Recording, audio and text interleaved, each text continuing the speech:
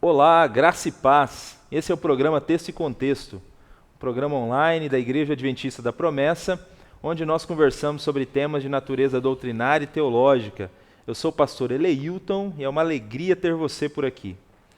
Aproveita esse primeiro momento do programa Texto e Contexto para compartilhar o link do programa com outras pessoas, com seus familiares, amigos, para que eles também sejam alcançados com esse conteúdo, sejam abençoados e edificados com o diálogo, o bate-papo que teremos hoje no programa Texto e Contexto. Nesses programas do mês de dezembro, nós estamos falando sobre o Deus que se fez gente. Estamos estudando aqui sobre a pessoa e a obra do Senhor Jesus Cristo. Como você sabe, em todo o programa Texto e Contexto, nós sempre trazemos aqui dois convidados para conversar com a gente a respeito dos temas que são propostos para o dia, sempre à luz daquilo que a Escritura Sagrada nos diz e nos apresenta. Para o programa Texto e Contexto de hoje, nós temos a alegria de receber novamente aqui no nosso programa pastor Josias e pastor Samuel. Sejam muito bem-vindos novamente ao programa Texto e Contexto. Nós que agradecemos, pastor, agradecemos também a audiência, esperamos que mais uma vez todos nós possamos ser edificados com esse estudo bíblico e que a pessoa de Cristo se revele ainda mais aos nossos olhos para nós enxergarmos ainda mais sua grandeza e louvá-lo ainda mais. Também é uma alegria estar aqui presente com Josias, meu amigo, pastor Eleilton. Esse é um tema assim que enche a gente, é um tema que a gente ficaria uma semana conversando sobre ele. Falar sobre a pessoa de Cristo é algo assim extraordinário para mim. Então a minha expectativa é que a gente tenha esse tempo e que esse tempo seja elucidador de algumas dúvidas, aprofundador também em algumas outras questões e que de alguma forma nós sejamos edificados. Amém, isso aí. Como você que acompanhou o programa na semana passada, nós iniciamos aqui uma conversa a respeito da pessoa e da obra de Cristo. Nós falamos que nesse mês de dezembro costuma-se mencionar muito o nome de Jesus, apesar de que na mídia mesmo o que fica mais em evidência nem é o próprio Cristo, mas costuma-se mencionar muito o nome de Cristo por conta do Natal. Mas as pessoas sabem quem realmente é Jesus, o que a Bíblia diz a respeito de Jesus. Então, os programas Texto e Contexto desse mês, nós temos essa proposta de conversar sobre quem é Jesus à luz da Escritura. Como vimos aqui na semana passada, falar sobre esse tema significa estar conversando sobre algo que está no âmago, no centro da fé cristã. Porque Jesus ele é o centro da história, Jesus é o centro da Escritura, Jesus é o centro da missão. Na semana passada falamos aqui sobre a divindade dele, deixamos claro à luz da Escritura que ele é Deus, perfeitamente Deus. Hoje a proposta é conversarmos sobre a humanidade de Jesus e mostrar também essa faceta da natureza de Cristo, mostrar que Cristo também foi perfeitamente humano. E para começar então essa nossa conversa, pastor Samuel, já teve muita gente que afirmou que Jesus, na verdade, ele esteve aqui nessa terra disfarçado, que ele não era ou não foi perfeitamente humano, mas apenas parcialmente humanizado. O que a Bíblia Sagrada fala a esse respeito? O que a Bíblia Sagrada fala sobre a humanidade de Jesus? Ele foi, de fato, perfeitamente homem? Essas tentativas, na verdade, e quando a gente acompanha um pouquinho da história, tanto o Concílio de Nicéia, Constantinopla, Calcedônia, todos eles têm como tema de fundo a pessoa de Cristo, ou a divindade, ou a humanidade, ou a junção de divindade e humanidade. Mas o que a gente pode afirmar assim, com uma convicção, com certeza, é de que a Bíblia, em primeiro lugar, não faz nenhuma distinção, não faz uma separação entre essas duas naturezas, e ela, de fato, afirma que Cristo é plenamente humano. E aí, tem alguns detalhes assim, que são interessantes da gente pensar. uma das ênfases, né, e assim, usando até a expressão de John Stott, né, que fala que geralmente se enfatiza o nascimento virginal de Jesus e às vezes se deixa passar a sua concepção sobrenatural, né? Então, o nascimento de Jesus a partir ali de Maria, então, ela gestiona, né, gesta, melhor dizendo, Jesus por esses 9 meses, como qualquer gestação acontece, mas envolvido nesse processo está a concepção de Jesus. Então, a concepção de Jesus é algo extraordinário, né? Se nós pegarmos, por exemplo, os textos que fazem essa narrativa, como o texto de Mateus, o texto do Evangelho de Lucas, eles deixam muito claro que o Espírito que aparece, né, o anjo que aparece para Maria, ele diz que sobre ela viria o Espírito Santo, né? Então, naquele momento, e aí se a gente usar outros textos, como o próprio texto, por exemplo, de Filipenses, que vai falar sobre essa gnosis, né, esse processo de um Deus que se torna humano, um Deus que se faz humano, né? Então, tranquilamente nós podemos afirmar que a Bíblia ela afirma Jesus como plenamente humano. Tem alguns textos aqui, pastor Eleito, que eu gostaria de sublinhar, que falam um pouquinho sobre essa questão.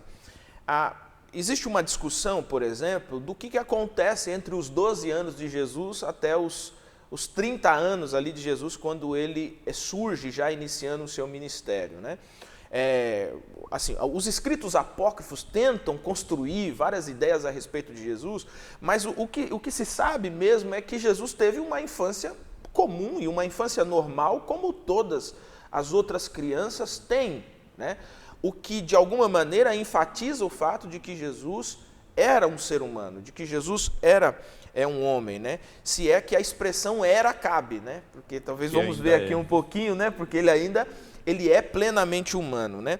Mas se a gente olhar alguns textos, por exemplo, só para citar alguns, o texto de João capítulo de número 11, versículo de número 35, esse texto vai dizer assim, João 11, 35, Jesus chorou. Nós sabemos que chorar é uma prerrogativa de seres humanos.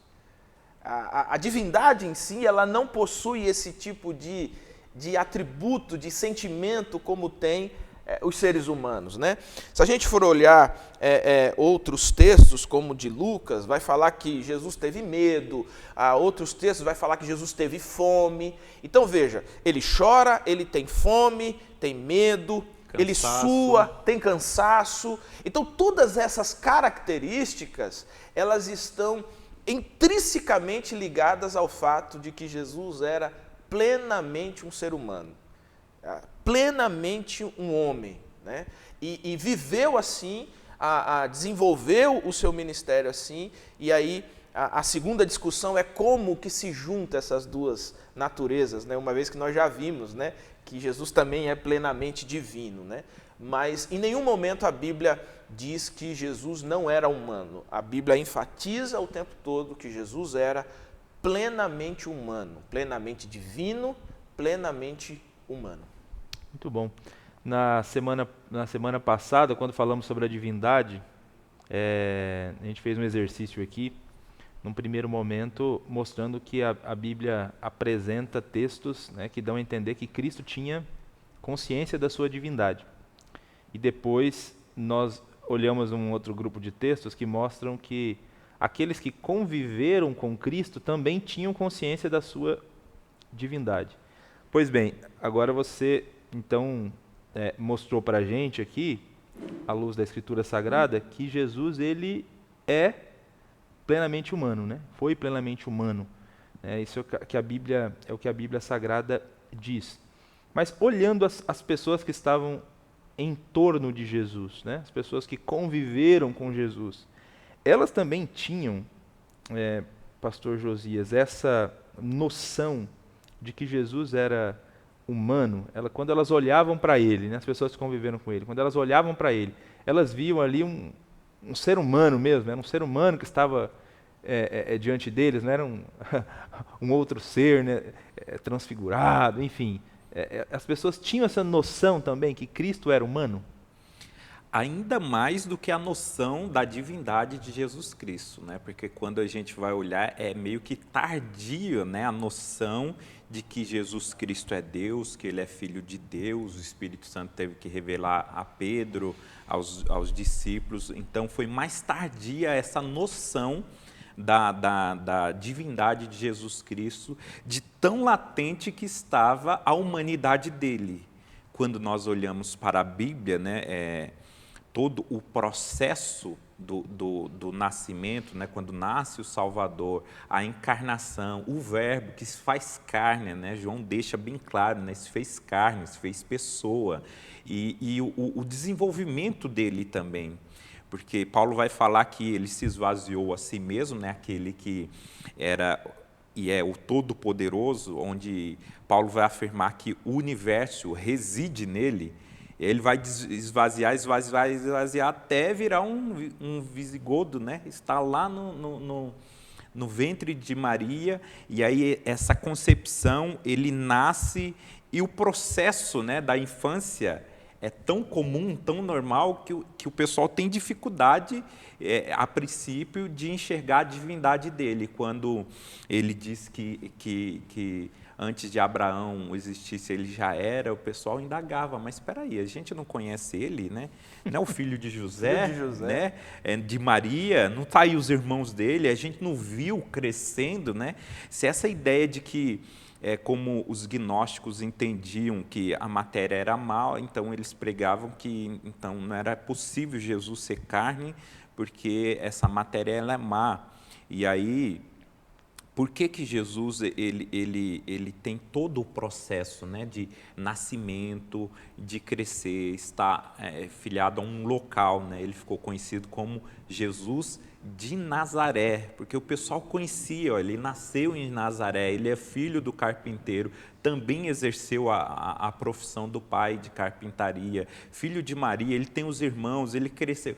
O pessoal, né, de Cafarnaum, Nazaré ali, que conviveram com ele, vê o menino crescer, tombar, cair, chorar, pedir a hora do alimento, né? Então ficou mais latente essa humanidade de Jesus Cristo para eles do que a divindade que foi mais tardia, depois que eles foram reconhecer. Os próprios irmãos de Jesus Cristo perderam, por um tempo, essa noção de santidade, né? Perderam a noção da deidade de Jesus Cristo, justamente pelo convívio, né? Vivendo em casa, comendo, tão comum que aí depois, quando ele afirmou que era Deus, a família de Jesus, em certo caso, foi lá e disse, não, vamos levar ele para casa que ele já está exagerando, né? Agora ele está fora de si. Está louco, vamos levar ele para casa, porque aquele que comia, sentava na mesa, tomava banho na hora que tinha que tomar e tudo mais, agora está dizendo que desceu do céu, né? E aí há toda essa admiração em ele dizer que é Deus, porque todo mundo viu, né, ele indo na vendinha lá comprar coisa e alimento, e no mercado, e fazendo os móveis lá, e agora ele está dizendo que ele é o próprio Deus. Então, mais do que a divindade, para os habitantes daquela época que conheciam, ficou mais latente a humanidade de Jesus. Se ele tivesse chegado do nada, né, talvez seria mais difícil, uma espécie de Melquisedeque que não sabe de onde veio, para onde veio, ele de repente aparece já homem na história. Talvez colasse nessa ideia de que ele era imaterial, mas quando viram todo o processo dele, desde o nascimento, para eles não tinha como negar a humanidade de Jesus Cristo. E é interessante assim essa questão da humanidade de Jesus, porque, embora haja muita discussão, a humanidade é uma das coisas que as pessoas menos têm dificuldade de aceitar em Jesus, né? Quando a gente vê, por exemplo, inclusive o processo ali no final do século XIX, entre o século XIX e o século XX, do liberalismo teológico, etc., eles não tinham dificuldade de afirmar que Jesus era homem, Por quê? Porque visualmente, historicamente, fisicamente, né, ele está ali, está presente e parece não condizer com aquilo que é a imagem da divindade que nós comumente criamos, né? Então, de fato, assim, é um testemunho a mais, né, de que a compreensão de que Jesus era um ser humano, né, era visível, né? Difícil para eles era encaixar nisso o fato de que ele também era Deus, né? Até hoje, entre os incrédulos, né, eles têm a ideia do Jesus histórico, que chama, né, da pessoa, da Sim. humanidade, como definida, porque os relatos são inquestionáveis, né? Então, até incrédulos hoje acreditam na vinda de Jesus, a divindade ainda até aquilo, né? Será se ele só foi um homem legal que pregou coisas boas ou de fato foi quem ele afirmava ser? Mas esse processo dele, os relatos históricos de como ele desenvolveu a sua vida, de como ele aprendeu, né, a profissão do pai, que era carpinteiro também, ele exerceu isso sem poderes sobrenaturais, fazendo como homem, né, vivendo como homem, a maneira de ele ensinar, né, que apesar de ele fazer parte da classe pobre, né, que é a carpintaria ali, que seria uma espécie de pedreiro hoje, né, que faria de tudo um pouco ali, não mexia somente com madeira, mas pedra, metais, né? Alguns vão dizer que ele era camponês ou fazendeiro, mas os relatos vão indicar de fato que ele exercia essa função da carpintaria, né? E isso vai mostrar que ele tinha ali também algo muito diferenciado, porque mesmo sendo esse humano, exercendo essa profissão, sendo da classe pobre, ele era um homem muito instruído, né? Robert Stern vai falar isso, que os textos vão mostrar, né, a admiração, não sabemos como ele aprendeu, né? Se ele estudou, se um rabino, porque ele era da classe pobre, mas aos 12 anos ele já dava aula para doutores, né? Os textos mostram que ele sabia ler, né? Sabia escrever. Certa vez ele na sinagoga pegou lá o livro do profeta Isaías e começou a ler. Naquele caso lá da mulher que estava sendo para ser apedrejada, adúltera, lá ele se volta ao chão, começa a escrever, né? Então, Robert Stern fala que ele era instruído, não sabemos como, né? Mas ele passou por uma instrução, como todo ser humano passa. E é interessante essa narrativa de Jesus com os doutores ali, os principais na sinagoga, que o escritor do Evangelho, ele diz que eles se admiravam pelas perguntas que Jesus fazia, né? Sim. Que dentro daquele contexto, daquela cultura, o fazer perguntas faz parte do processo intelectual, né? Não é simplesmente dar respostas, né? E eles se admiravam pela maneira como ele encaixava perfeitamente as perguntas. Né? E junto com essa admiração, reforça ainda mais essa tese da humanidade dele, né? Porque, de fato, eles testemunhavam, mas como ele sabe essas coisas, se a gente conhece de onde ele é de Nazaré, né? Ele é filho de carpinteiro, como conseguiu esse grau de instrução, né? Então, a própria admiração deles vai mostrar também como eles conheciam Jesus como plenamente humano, né? Essa parte ficava muito latente para ali as testemunhas oculares que viveram na época de Jesus. Legal, muito bom. Então, é claro pela Escritura Sagrada que Cristo era humano, né? Ele cresceu como um ser humano normal em Nazaré, deve ter dado muita martelada no dedo, né? Como carpinteiro. Como qualquer né? pessoa normal, né? Como qualquer pessoa normal. Né? Comeu muita sopa da Maria, sua mãe. Né? Foi instruído pela mãe junto com os outros irmãos, né? A gente tem 2 irmãos de Jesus na Bíblia, que é Tiago e Judas. Né? Ele tinha outros, né? Mas eu falo Tiago e Judas porque eles têm textos escritos, né? Você tem a carta de Tiago e a carta de Judas, né? Escrevendo em grego. Então parece que Maria cuidou bem da educação dos filhos, né? Porque os irmãos dele também tinham domínio do grego, né? Assim como assim como ele. Mas, ok, então Jesus é humano. Jesus é perfeitamente humano. Eu queria entrar num tema agora, pastor Samuel, porque apesar de Cristo ser humano, e 100% humano, como nós somos, né? Teologicamente, a Bíblia diz que Jesus ele era uma espécie de segundo Adão, né? Então, ele foi humano, mas no mais profundo sentido da palavra humano, né? Humano de verdade, um humano que não pecou, um humano que não tinha natureza pecaminosa. Nós temos natureza pecaminosa, porque somos herdeiros, né, dessa natureza corrupta que veio por meio de Adão, né? Falamos sobre isso nos programas do mês passado, onde falamos sobre a doutrina do pecado, né? Então nós carregamos essa natureza caída, essa inclinação para fazer o que é errado, né? E por causa disso a gente até ouve a frase, né? Errar é humano, né? Mas Jesus nunca errou, então será que ele não era humano, né? Porque ele nunca pecou. Então parece que Jesus ele é humano no mais profundo sentido da palavra. Eu queria que você comentasse um pouco para a gente sobre isso, sobre esse diferencial da humanidade de Cristo, né, em relação à nossa humanidade. Legal. Quando em um dos concílios se discutiu, por exemplo, a humanidade de Jesus, e essas discussões eram acaloradas e demoravam anos, e às vezes acabava com gente presa, gente morta e etc., mas quando se afirmou que Jesus era plenamente humano, precisaram resolver então uma outra questão. Se ele é plenamente humano, todo humano é pecador. Então Jesus também é pecador. Então aí termina a parte do concílio e começa outra, né, para discutir esses outros processos. Mas de fato, assim, a natureza de Cristo é uma natureza sem pecado, né? Jesus não tinha essa inclinação ao pecado.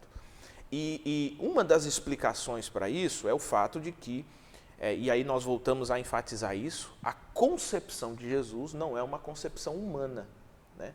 Então, Jesus não nasce a partir de uma relação sexual de um homem e de uma mulher. Jesus não nasce a partir desse processo, digamos assim, que é um processo humano de reprodução. A Jesus é concebido de maneira sobrenatural. Jesus é concebido pelo Espírito Santo. E isso permite que Jesus não possua essa natureza caída do ser humano. Aí, para a gente voltar um pouquinho na história, de fato, Deus criou o homem e Deus criou a mulher em estado de perfeição, os criou perfeitos e os criou com essa liberdade, digamos assim, né, que na teologia é chamada de escolha contrária, e na sua liberdade o homem ele se desvia do propósito de Deus, ele assume a responsabilidade por sua própria vida, ele assume a responsabilidade pelos seus feitos e sobre ele cai aquilo que era a maldição que estava exposta ali, que o próprio Deus havia dito ali no Gênesis. Automaticamente, todo ser humano que nasceu a partir desse Adão caído é um ser humano caído. É um ser humano que precisa o tempo todo lutar por conta dessas inclinações, essa inclinação pecaminosa que habita o seu coração. O processo de concepção sobrenatural de Jesus permite que Jesus saia fora desse processo. Agora é interessante. O texto de Hebreus 4,15, ele diz assim, porque não temos sumo sacerdote que não possa compadecer-se das nossas fraquezas. Antes, foi ele tentado em todas as coisas, à nossa semelhança, mas sem pecado. Essa afirmação de Hebreus, ela é a corda que amarra toda essa carga em cima do caminhão, né? Porque ele está dizendo o seguinte, ele foi tentado à nossa semelhança em todas as coisas. Então, todas as tentações possíveis que um ser humano enfrenta, Jesus também enfrentou. Entretanto, o texto vai enfatizar o fato do seguinte, sem pecado. Então, Jesus, ele não tem no seu currículo nenhuma mancha pecaminosa, nenhum ato de injustiça, nenhuma mentira, nenhum engano cometido por ele, enfim. Por quê? Porque Jesus é concebido de maneira extraordinária, de maneira sobrenatural pelo Espírito Santo. Um outro detalhe aqui também é que quando nós olhamos para essa realidade de Jesus, nós podemos constatar o seguinte: nenhum dos oponentes de Jesus tinha do que acusar Jesus. Veja que até aquele diálogo na cruz, né? O Jesus está ali ao centro da cruz e tem dois outros criminosos ali, né? Enquanto um fala algumas bobagens ali, o outro diz assim: rapaz, o que é isso que você está falando aí, moço? Ele está aqui sem culpa alguma, mas nós não, nós sabemos o que nós fizemos, mas esse aí não fez nada, né? Então havia o próprio Pilatos, o próprio Herodes, né, que não serve como testemunha para ninguém, mas eles também testificaram de que não havia nada errado, nada de ruim, né, no qual pudesse condenar Jesus. E os próprios da sinagoga, os principais ali do Sinédrio, eles também sabiam que Jesus cumpria todos os requisitos, né? E mesmo assim, veja que para acusar Jesus não foi tão fácil, porque eles tiveram que comprar testemunhas, inventar acusações, porque não eram fazer na calada da noite, né, com um sinédrio reunido, não na sua maioria, porque não seria tão simples fazer essa afirmação de Jesus. Tem um outro texto que eu queria citar aqui, pastor Eleuto, que é o texto de João 8,46, que eu gostaria de fazer, inclusive, essa leitura, João 8,46, e há um contexto de João, alguns detalhes interessantes também para esse assunto. João 8,46 diz assim, quem dentre vós me convence de pecado? Né, palavras de Jesus. Se vos digo a verdade, por que razão não me credes? Né? O próprio Jesus aqui, ele faz essa afirmação. Ok, qual é o pecado então que vocês podem me acusar? Qual é o pecado que vocês podem me convencer de que eu cometi? Né? Dentro do mesmo contexto aqui, a gente tem, por exemplo, o versículo 29, que ele diz assim, aquele que me enviou está comigo, não me deixou só, porque eu faço sempre o que lhe agrada. Né? E aqui é interessante uma junção aqui no verbo fazer, que dá a intenção de que ele está presente, né? Que é a ideia do seguinte, eu estou sempre fazendo o que agrada a Deus. Ora, se pecar é exatamente o ato de fazer o que não agrada a Deus ou que é contrário a Deus, o próprio Cristo aqui está afirmando que não, ele faz tudo, em todo o tempo, em todos os momentos. A palavra grega que é traduzida aqui, ela dá esse sentido de em todo o tempo, em todos os momentos, eu faço a vontade do meu Pai, eu faço a vontade de Deus. Então a gente pode afirmar com muita segurança de que, apesar de Cristo ser plenamente humano, Cristo não possuía nenhum pecado. E por conta disso, ele atinge ali todas as prerrogativas que o substituto, digamos assim, né, o vicário de Deus poderia exercer. Né? E é só por isso que Jesus, então, cumpre na cruz cabalmente todas as exigências da justiça de Deus, porque o primeiro homem veio o pecado ao mundo, né? Romanos vai dizer, né? Mas pelo segundo homem, não, porque ele obedece plenamente à vontade de Deus. Vem a justiça pelo segundo, né? Mês passado a gente falando, né, sobre pecado, falamos de pecado herdado, né, e o pecado pessoal mesmo que a pessoa comete. E nesse caso Jesus não teve nem de ser acusado nem de um de outro, né? Então a santidade dele foi plena. E assim, tem esse detalhe, né? Nós já nascemos inclinados a pecar, né? E Jesus, apesar de toda a tentação, ele não nasceu inclinado a isso. Né? Em algum sentido, então, a gente pode afirmar que não pecar para Jesus era uma possibilidade, ele poderia ter escolhido pecar assim como Adão escolheu, mas como ele não tinha essa inclinação para o pecado, não pecar para ele, em tese seria um pouco mais fácil do que não pecar para a gente. Para a gente. Para nós seres humanos que temos uma natureza pecaminosa. Isso não invalida a humanidade de Jesus, é porque ele é humano, o humano perfeito, segundo Adão. Ele foi criado, né, como Adão e Eva foram criados no início, né? Mas eu acho que é sempre bom, quando a gente vai falar sobre pecado na igreja, né, e apresentar Jesus como nosso grande exemplo, e ele é mesmo, né, lembrar dessa pequena diferença que faz toda a diferença, né? O fato de Cristo não ter inclinação natural para o pecado. Mas posso fazer uma observação, pastor Eleito? Quando a gente vai para o Gênesis, o Adão criado no Gênesis também é um Adão que não tem essa inclinação, né? Porque é o ser humano, né? E talvez aí, até de um ponto de vista profundamente teológico, é o único ser humano que possui de fato um livre-arbítrio, né? Porque ele tem a possibilidade de duas escolhas, né? Só que o texto de Romanos, inclusive, ele enfatiza isso. Na possibilidade das duas escolhas, Adão escolhe contrariar a vontade de Deus. E aí, talvez, se nós fizéssemos um contraponto com Cristo, Cristo também tem essa possibilidade, e aí, como ele mesmo vai dizer, né? Por exemplo, quando diziam lá sobre a morte e tal, ele diz, ninguém está me matando. Eu estou entregando a minha vida voluntariamente. Então, peraí, isso aqui é uma escolha. Eu não estou sendo obrigado a fazer isso, né?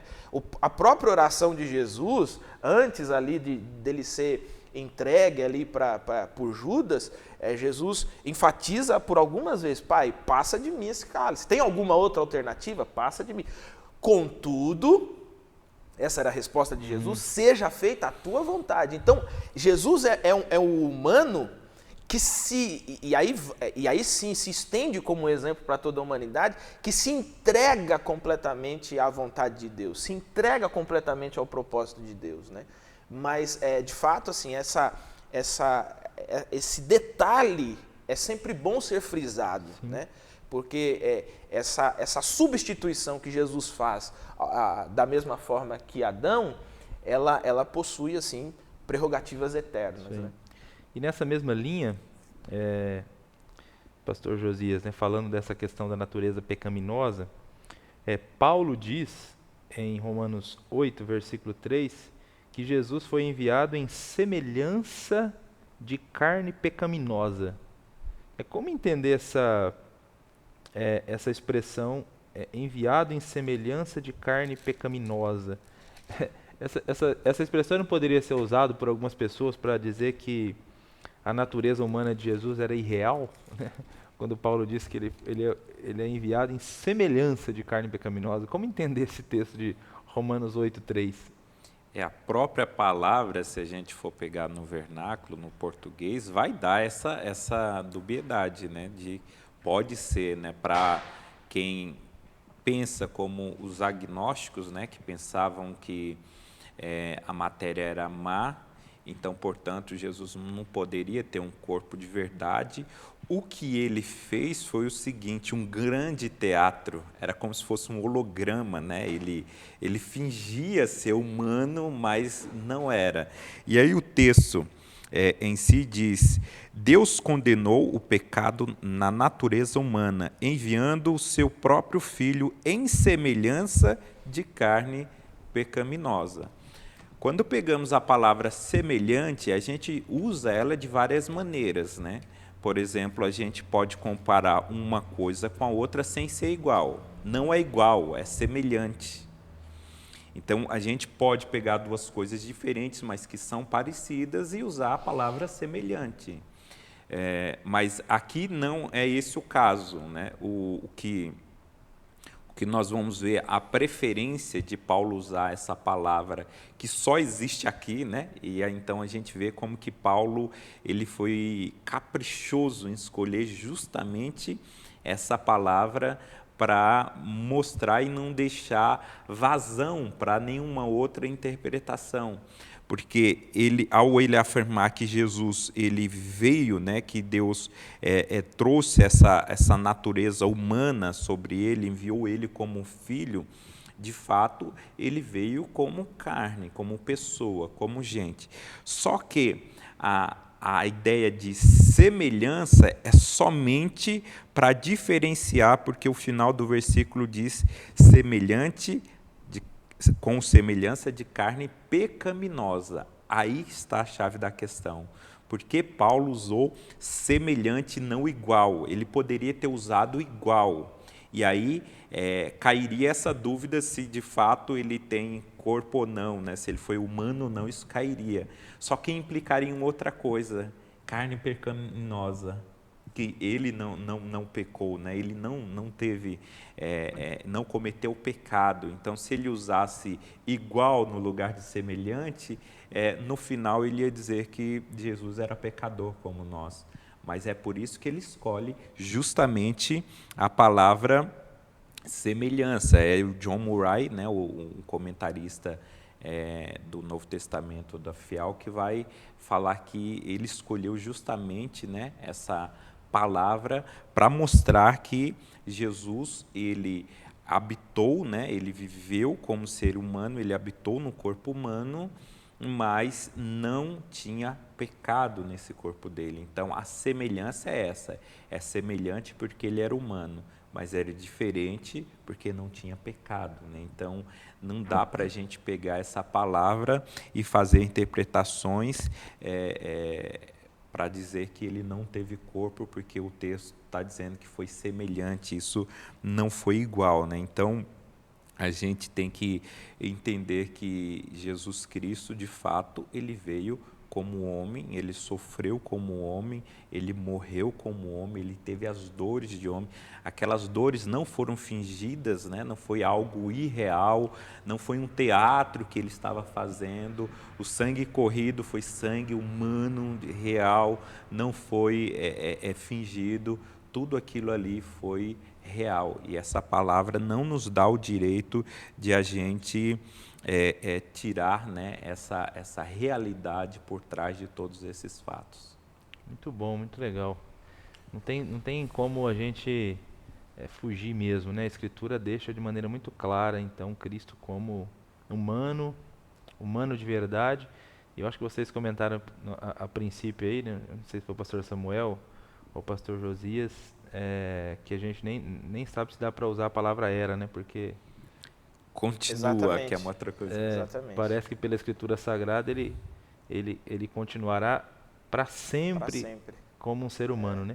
Ele não existe desde toda a eternidade como um ser humano, mas uma vez que assumiu a forma humana, ele para sempre agora terá também uma forma Há humana. uma união das duas naturezas, né? As duas naturezas. Quando ele se esvazia, né? O pastor Samuel estava falando ali que ele disse que ele escolheu morrer, né? Não é ninguém tira a minha vida, eu dou a vida. Mas no esvaziamento dele também foi igual, né? Ninguém Exato. esvaziou ele se esvaziou, Exato. diz, né? E quando ele se esvazia para se tornar carne, ele não deixou de ser Deus. E quando ele sobe, ele ascende ao céu, não deixou de ser homem, né? Então, Exato. ele nunca deixou de ser Deus e quando ele retorna também não deixa de ser homem.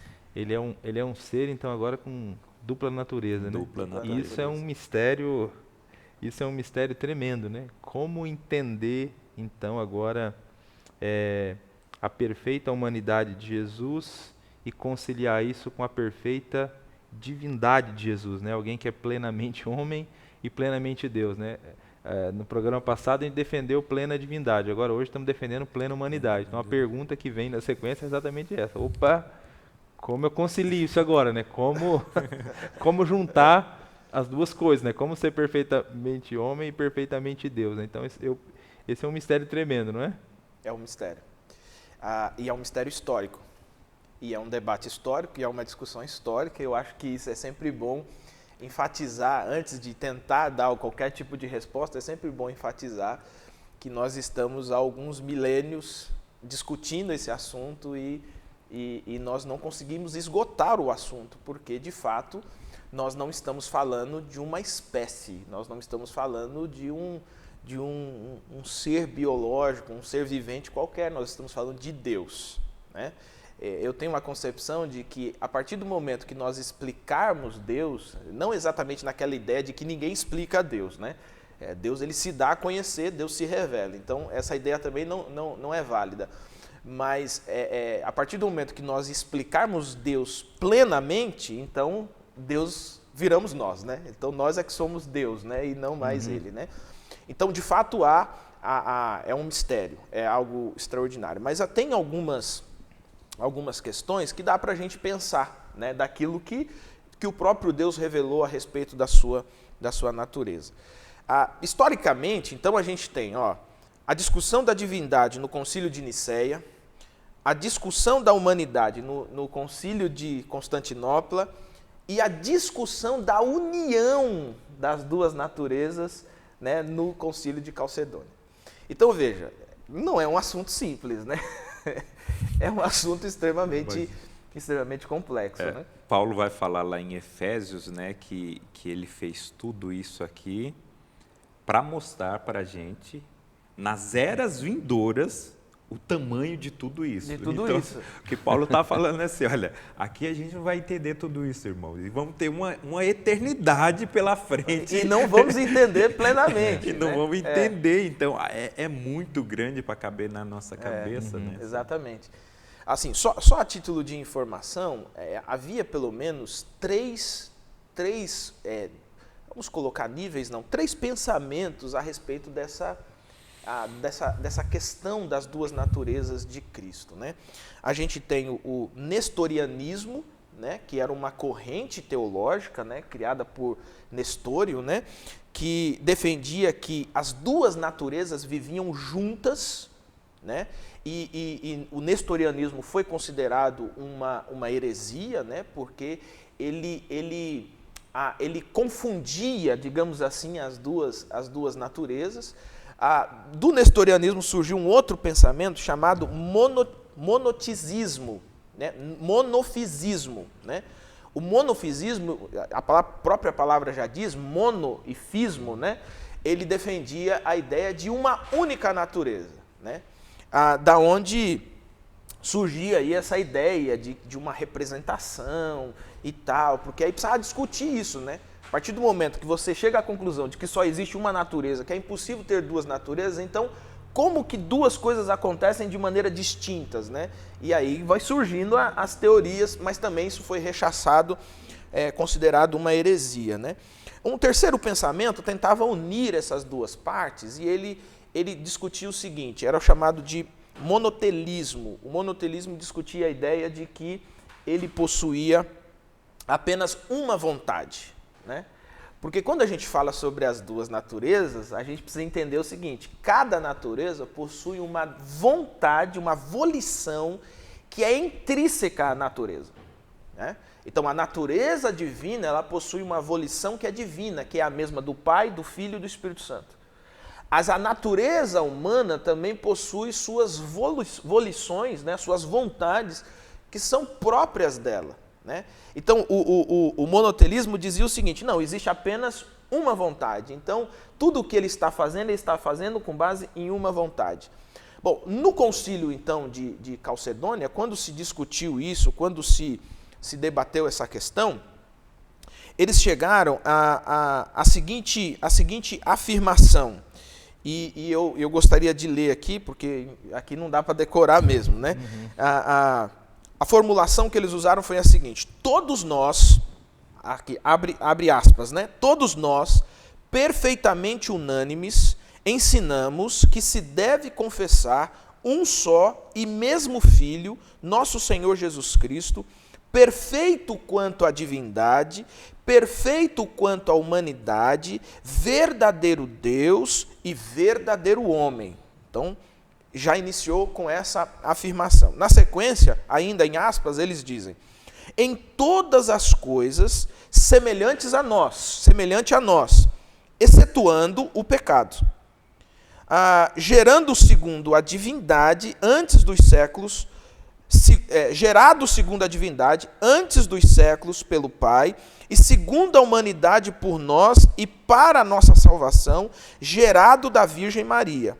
Um só e mesmo Cristo, Filho, Senhor, unigênito, que se deve confessar em duas naturezas, inconfundíveis e imutáveis, conseparáveis e indivisíveis. Gente, só essa afirmação já é um mistério, né?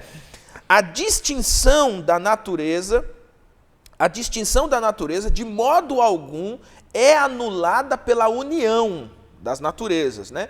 Mas, pelo contrário, as propriedades de cada natureza permanecem intactas, concorrendo para formar uma só pessoa e subsistência. Rapaz, profundo demais. É profundo isso. Esse credo aí formulado pelo concílio, né? Mas, assim, trocando vamos colocar em miúdos, né? Trocando em miúdos aqui para a gente entender, o que eles estão afirmando é, ele é plenamente divino, ele é plenamente homem. Eles explicam as razões para isso. Gerado de Deus, consubstanciado em Deus e etc. Volições divinas, volições humanas, mas aí essa afirmação final é importante. Ele diz, olha, as duas naturezas se uniram. As duas naturezas se fundiram. E é uma fundição diferente, porque ela permanece intacta as prerrogativas de cada natureza, mas elas são indissociáveis, elas não podem mais serem separadas. Então, Cristo ainda hoje é plenamente Deus, como sempre foi, mas plenamente humano, como aconteceu no seu processo de se encarnar como ser humano. Ah, pastor, o senhor falou, eu não entendi nada. Seja bem-vindo ao clube. Porque, na verdade, nós chegamos à conclusão. A conclusão oferece para nós duas verdades indissociáveis. Plenamente humano, plenamente divino, sem pecado, ao mesmo tempo volições divinas, volições humanas, tudo isso se juntou. Como se juntou? Aí não dá, né, irmão? Aí a mente humana chega um momento que ela não consegue ir para além, né? Mas a afirmação categórica da Escritura. E aí, assim, a gente vai ter alguns textos que corroboram com isso, né? Como, por exemplo, entender que Jesus, mesmo depois de ressuscitado, glorificado, ele já ressuscita num corpo espiritual, ele já tem um corpo espiritual. Por quê? Porque ele passa pela parede, ele passou pela porta, mas ele convida os discípulos para comer, ele come com os discípulos, né? São coisas de que a natureza divina passa pela porta, mas ela não sente fome, mas a natureza humana não passa pela porta, mas ela sente fome. Então você vê as duas naturezas funcionando tranquilo. E como a gente até costuma dizer, né? A Bíblia não se preocupa em querer explicar para a gente. Ela oferece o fato e aí a gente se vira com a informação, né? Ela não se preocupa com essa explicação. Tem coisa, né? que a gente só coloca na caixa preta, né? Não tem Basta acreditarmos, né, que para Deus não há nada impossível. Então, quando vem os comos, né, como que isso aconteceu? Só sabemos que aconteceu. Ele é o Deus do impossível e ele faz. Isso vai se assemelhar muito à relação entre a Trindade, né? Como eles são, né? E são separados ao mesmo tempo, mas são iguais. Aconteceu algo parecido nessa união, né? Que a gente não sabe explicar e só dá glória a Deus porque Ele é tão poderoso que faz essas coisas acontecerem. Mas assim, o meu professor ele dizia assim, há um homem no céu, né? Ao mesmo tempo em que está Deus no céu e a divindade na própria segunda pessoa da Trindade, há também um homem no céu. Né? E isso é algo extraordinário, algo impressionante. Legal. Meus irmãos, minhas irmãs, realmente estudar a Bíblia é algo fascinante, né? Algo extraordinário. Ainda mais estudar sobre Jesus, né? Aquele que está no centro, no âmago da teologia. De fato, é extraordinário, né? Estudar e falar a respeito de Jesus. Estamos chegando ao final do programa Texto e Contexto de hoje, onde nós falamos sobre a humanidade de Jesus, a perfeita humanidade do Senhor Jesus Cristo. E algumas vezes aqui foi mencionado nesse programa o fato de Cristo ter nascido. Um dia Jesus nasceu. Como perfeitamente homem, um dia ele foi um bebê, né? Então, ele nasceu. Nós não temos a certidão de nascimento dele, como temos, né, a nossa identidade, lá marcando o dia do nosso nascimento.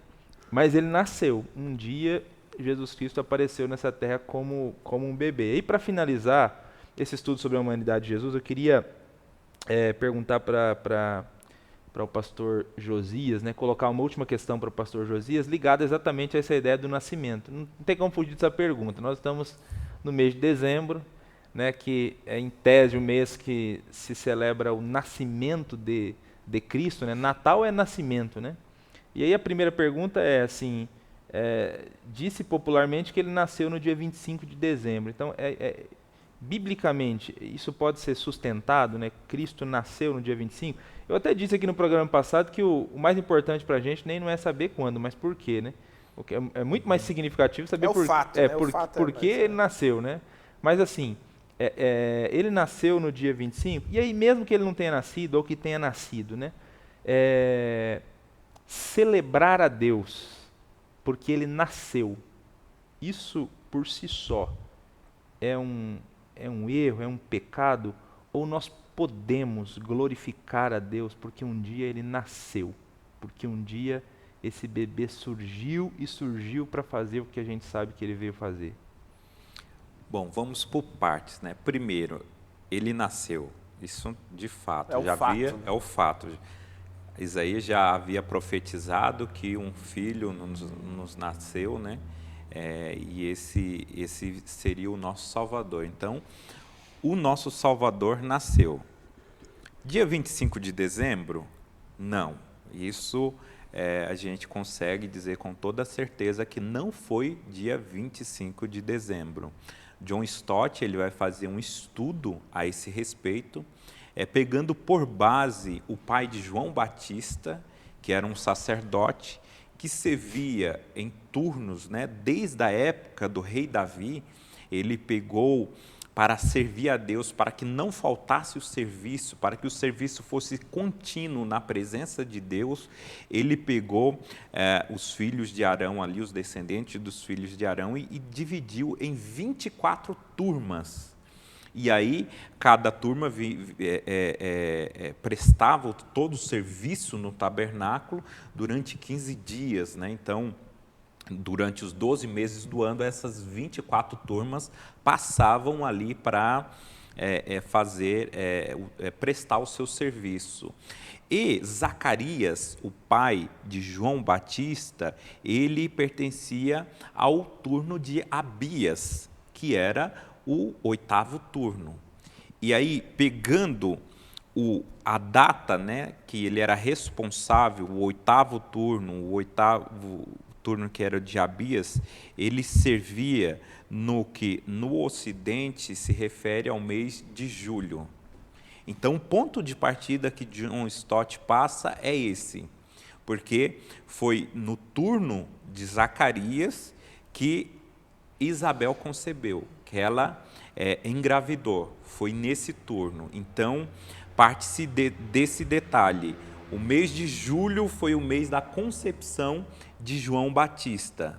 E aí, a partir daí, a conta é muito simples, né? Então, se em julho Isabel ficou grávida, você conta-se 9 meses depois, até o nascimento, você chega a abril do mês seguinte. Então, João Batista nasce no mês de abril, referente aqui os meses do Ocidente, o mês de abril. E aí, Lucas, no capítulo 1, ele vai deixar claro que Jesus nasceu 6 meses depois. Ou seja, João Batista é 6 meses mais velho do que Jesus.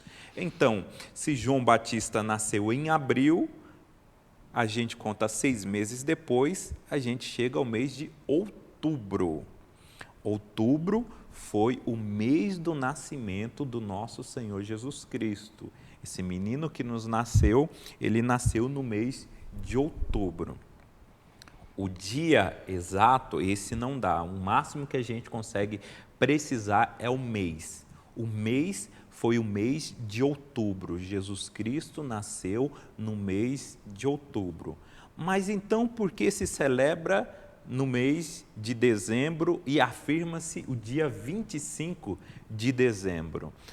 Quando a gente vai olhar na história, essa data ela se referia à comemoração de uma divindade pelo mundo romano, que era o Sol Invictus. E nessa data eles comemoravam, celebravam o deus Mitra. E aí, quando a igreja foi se expandindo e ganhando todo o reino, muitos foram os convertidos. E aí chegou-se nesse dilema. Ficou uma data, é uma data nacional. É uma data nacional. O que fazer com esse feriado? O que fazer com essa data? Seria mais ou menos semelhante, por exemplo, se 70% dos brasileiros se tornassem evangélicos. A gente ia chegar a essa conclusão. O que fazer com o carnaval? Carnaval. É uma festa que já acontece, está no calendário, as firmas liberam os seus trabalhadores, todo mundo vai fazer o quê? Se a gente não pode comemorar o carnaval, e agora a maioria da nação é evangélica, o que a gente faz com isso? A ideia dos irmãos lá foi o seguinte, já que grande maioria são convertidos, a data está aí, vamos mudar somente a celebração. A data fica, mas o Deus a ser celebrado é outro, não vai ser mais Mitra, o Sol Invictus. Então, eles pegaram até um atributo de Jesus, que ele é o Sol da Justiça, então fica 25 de dezembro, em vez de adorar o Sol Invictus, a gente adora o Sol da Justiça, que é Jesus Cristo, e aí o feriado vai continuar o mesmo, a celebração vai continuar, só que o celebrado é outro. Agora vamos celebrar ao Senhor Jesus Cristo. Então houve essa mudança para fazer esse ajuste, porque ninguém sabia de fato, né, o dia ideal, nem os próprios primeiros cristãos, porque eles não estavam preocupados com datas, sim com fato. O importante é o fato. Jesus Cristo nasceu, isso tem que ser celebrado. Agora, o dia em si, para os primeiros cristãos, não representava muita coisa. E aí, então, ficou aí essa data de 25 de dezembro como um arranjo para resolver um problema da época, né, que a igreja, né, tentou resolver dessa forma. E aí fica. E agora, para nós hoje? Podemos celebrar o dia 25 de dezembro ou vamos celebrar em outubro, mesmo sem saber o dia, né? Dedicar o mês de outubro inteiro. O que vai dar na mesma, né? O que vai dar na mesma. A questão não é essa, a questão, como nós falamos, é o fato. Jesus Cristo nasceu e tem que ser celebrado. Isso mudou a nossa história, não só a história humana, mas mudou nossa eternidade. Temos que celebrar em outubro, temos que celebrar em dezembro, temos que celebrar em janeiro. Todos os dias a gente tem que agradecer a Deus, celebrar isso, né? Aí fica aquela outra questão, pode fazer um culto natalino, né? Aí muitos vão pegar ali o texto que os pastores, né, ali no dia do nascimento, os anjos, né, apareceram e celebraram. Então aí, dá para a gente fazer um culto de Natal, uma cantata boa, uma cantata boa, porque os anjos cantaram, vamos cantar também, né? Os 3 reis, né, do Oriente lá vieram e também fizeram a sua celebração. Esse texto não dá para a gente fechar e dizer assim, olha, tem que acontecer ou deve acontecer o culto de Natal por causa desses 2 textos. Não dá para afirmar isso. Mas também não dá para descartar, dizer que não pode ter, porque, de fato, eles celebraram. O ideal seria que celebrássemos todos os dias o nascimento do nosso Senhor. Então, uma coisa interessante, até na fala do pastor Eleilton, às vezes a própria palavra Natal, as pessoas elas não querem nem citar, porque acham que a própria palavra Natal já traz uma maldição em si, né? Só de citar Natal, né? Ceia do Natal, culto de Natal. Mas como o pastor Eleito bem disse, Natal nada mais significa do que nascimento. É Natal, de natalício, né? Antigamente, num português mais rebuscado, se perguntava qual é o seu natalício, né? Qual é o dia do seu nascimento, né? Então, eu acho que essa ênfase é importante, né? O importante é o fato, não é? O dia é menos importante do que o fato, né? E por não haver não existe uma indicação para comemoração, mas não existe uma indicação para não comemoração, né? E aí, assim, só para eu terminar aqui, pastor Eleito, eu acho que o dia não traz em si maldição, né? O que se faz no dia é que se traz maldição, né? Então, o sol invicto adorava um outro Deus, isso era uma maldição, isso era um problema, né? O fato do dia não se altera em absolutamente nada. Pela própria explicação, né, comentário do pastor Josias, fica muito claro assim, né, que a ideia da igreja, quando se trocou a data não, se trocou Trocou Deus, usou né? a data, Trocou Deus, né? Usou a data e trocou o Deus, né? Ao trocar o Deus, não era fazer com que os cristãos adorassem ao sol invictus, né? De modo algum. A ideia é que eles adorassem a Cristo. Eles aproveitam uma data para adorar o Senhor Jesus. Sim. Então, é óbvio, a gente não está dizendo com isso que nós precisamos fazer isso, né? Foi uma solução que a igreja achou naquele período. Mas agora, glorificar a Deus, né, e celebrar a Deus porque Cristo nasceu, olhando para esses textos aqui do Novo Testamento, né, houve celebração quando Cristo nasceu. Então, conquanto não seja um mandamento, mas realmente parece fazer pouco sentido achar que celebrar a Deus porque Jesus nasceu é um pecado, né, esse fato por si só. Jesus nasceu, esse negócio é um negócio extraordinário. O pessoal fala assim, mas não tem... A Bíblia não manda fazer isso, mas a Bíblia não manda a gente comemorar o nosso Natal também. Próprio, né? E a gente comemora o nosso Natal, né? A gente gasta... O meu, inclusive, é dia 21 de junho, viu? Quem quiser mandar presente, né? O meu é 25 de agosto. Vamos falar o Natal, e quem sabe chega presente pra gente. Nós comemoramos os nossos natais, né? A Bíblia não diz pra gente comemorar Natal de igreja, mas a gente comemora... Nós comemoramos aniversário de igreja. Então, até assim, aniversário de grupo de louvor, quantos natais a gente ministério. comemora, quantas festas a gente faz para comemorar os nossos natais, né? Então, assim, não precisa ser dia 25, mas todo dia, né? Se a gente quiser, a gente pode celebrar Deus porque Jesus nasceu, né? Eu acho que a gente ganharia mais usando, né, os símbolos para ensino, principalmente dos nossos filhos, da próxima geração, do que tentando combater, né? Quando a gente olha para o povo hebreu, eles usavam muitos de símbolos, né, para mostrar sempre alguma coisa a respeito de Deus. Apesar de eles serem hábeis em fazerem tijolos, mas eles preferiam, por exemplo, construir suas casas de pedra, porque tinha uma referência a Deus como a rocha, né? Então, ao apontar para a parede, ele poderia ensinar o filho que nós estamos firmados na rocha, que é o nosso Deus, né? Se a gente passasse a pegar a manjedoura, por exemplo, para ensinar humildade, né, para os nossos filhos, os brilhos das luzes de Natal para ensinar que Jesus é a luz do mundo, eu acho que a gente teria mais a ganhar usando esses símbolos. Claro que tem uns que não tem nada a ver, como o Papai Noel, não tem nada a ver, isso a gente esquece, mas aqueles que dizem a respeito à história, né, da natividade de Jesus Cristo, para fixar na cabeça de uma criança, ensinando essas coisas, a gente ganharia mais do que tentar combater uma coisa que já está estabelecida. Aliás, só há um Natal iluminado, né? Só somente há um Natal iluminado. Sim. Aqueles que andavam em trevas viram a luz, né? Quando Jesus nasceu, de fato, houve um nascimento que iluminou a humanidade. Iluminou. A ideia da troca de presentes, né? Como, por que não ensinar sobre o primeiro presente, né? Que foi o Pai que amou tanto a gente, que entregou esse Filho como um presente. Rapaz, Josias pra foi gente. profundo agora, cara. Olha, céu. Isso Olha dá uma aí. série de mensagens, viu? Só com símbolos, né? Sei. Mas é isso, meus irmãos.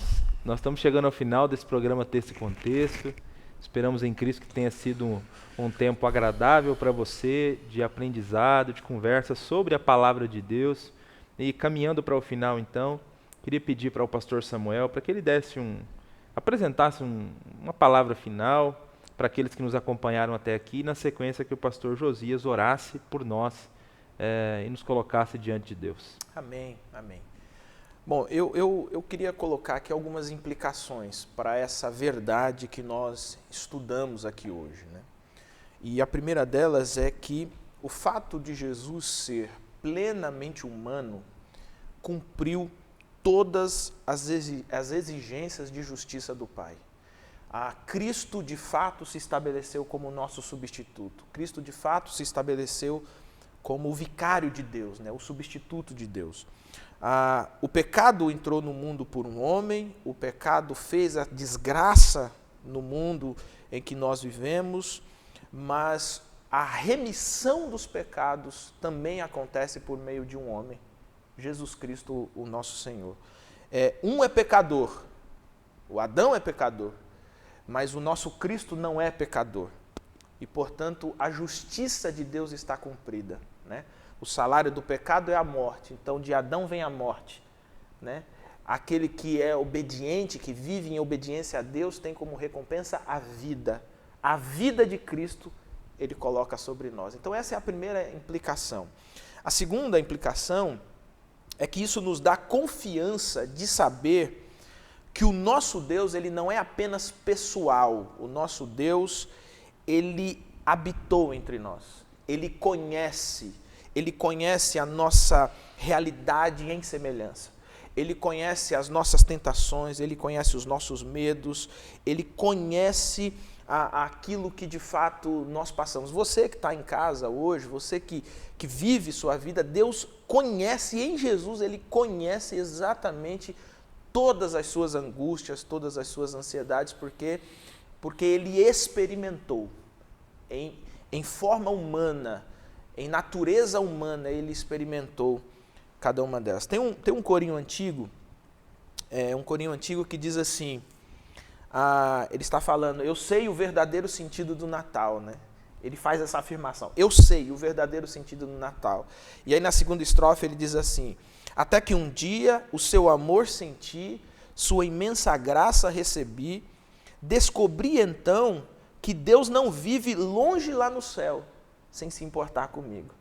Então, essa segunda implicação, Deus veio entre nós, né? E é interessante quando o pastor Josias falava, porque o mês de outubro seria mais ou menos ali na festa dos tabernáculos, né? E a festa dos tabernáculos, ela comemorava quando o povo habitou em tendas, né? E aí, nesse período, Deus arma a sua tenda entre nós. Nesse período, Deus tabernacularizou entre nós. É até difícil falar a palavra, mas é esse fenômeno de um Deus que deixa o seu lugar de resplendor e glória e vem habitar com seres humanos. E essa é, sem dúvida, uma das verdades mais lindas para nós. Deus se importa conosco, Deus se importou conosco. Amém. E por último, no sentido prático, Deus conhece você. Deus conhece a sua dor, Deus conhece as suas inquietações, os seus agitos, Deus conhece porquê das suas lágrimas, porque Ele enviou Jesus Cristo para habitar entre nós, plenamente humano. E isso não só deve encher o nosso coração de alegria, mas deve também encher o nosso coração de segurança. Você não está sozinho, eu não estou sozinho, nós não estamos sozinhos. O Emanuel, o Deus conosco, para sempre habitará conosco. Nós não estamos sozinhos. E embora seja esse um grande mistério, a junção dessas duas naturezas, humana e divina, nós podemos ter convicção de que Deus esteve entre nós, redimiu a nossa história, mas continua entre nós, nos ajudando para que essa restauração seja completa quando o nosso Senhor Jesus Cristo voltar nos céus. Amém. Isso é tremendo, né? Não tem como nós agradecermos por Deus, por Ele ter essa predileção e união, né? Como que a Trindade é unida, como Ele uniu a humanidade e a divindade em Jesus Cristo. E Paulo fala lá no capítulo 2 de Efésios, que esse Jesus humano que a gente falou aqui, Ele subiu aos céus, está à direita do Pai, uma coisa extraordinária, Ele fez nos assentar juntamente com Ele. Exato. Do mesmo modo que Ele está aqui conosco, nós estamos lá também, né? O Pai olha para a gente lá do ladinho dele, em Cristo Jesus. Glória a Deus por isso. Por isso que é tão importante esse fato de Ele ter nascido homem, né? Ter se tornado humano. A gente tem muito a agradecer e pela eternidade a gente vai aprender muito ainda sobre isso, e uma eternidade vai ser pouco para agradecer. Mas eu gostaria de convidar você para agradecer também nesse momento. Não estamos no dia 25 de dezembro, não estamos em outubro, mas como falamos aqui, todos os dias nós podemos celebrar o nascimento, esse grande presente que Deus nos deu, que foi o seu Filho para a nossa salvação. Então, se você tem alguma questão também pessoal, como o pastor Samuel falou, ele conhece as suas dores, porque ele sentiu dor também. Ele conhece suas lágrimas, porque ele também chorou. Ele sabe, não só na teoria, mas na prática, o que você está passando. Se você quiser colocar isso diante de Deus, eu vou orar também por sua vida. Amém. Senhor Deus Todo-Poderoso, eu te agradeço, Pai, em primeiro lugar, pelo nascimento do Teu Filho Jesus Cristo, por essa luz ter brilhado para a humanidade, por o Senhor ter entregue esse grande presente. O primeiro presente de Natal foi o Teu Filho vindo a este mundo se fazer homem, para sofrer por nós, para morrer por nós, para nos dar a vida eterna. Hoje, ressuscitamos em Cristo, estamos assentados nas regiões celestiais, aí do Teu lado, Pai, porque o Teu Filho fez essa obra por nós. Por isso, nosso coração se enche de alegria e gratidão, e Te agradecemos e bendizemos a Ti, ó Pai. Muito obrigado pelo nascimento do nosso Salvador, pelo nascimento de Jesus Cristo. E cremos, Senhor Jesus, que essa obra ela foi tão ampla que ela consegue trazer inúmeros benefícios. Um deles é poder entrar em Tua presença agora, sabendo que temos um advogado humano aí do Teu lado, Jesus Cristo, para recorrer a Ele, pedir a Ti e Ele vai interceder por nós.